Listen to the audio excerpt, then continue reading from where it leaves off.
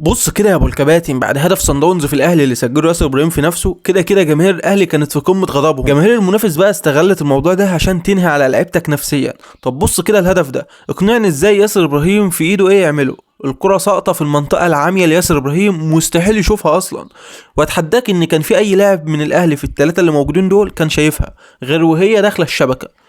عاوز تلوم فانت لوم الاسلوب، ما تلومش على لاعب معين. هتلاقي في اعلام كتير موجه الايام اللي جايه دي، هتلاقي ناس مستلمه بن شرقي وامام عاشور وياسر ابراهيم ويقول لك بص كده بن شرقي وهو بيدافع باستهتار، بص داخل ازاي واتلعبت عرضيه للهدف.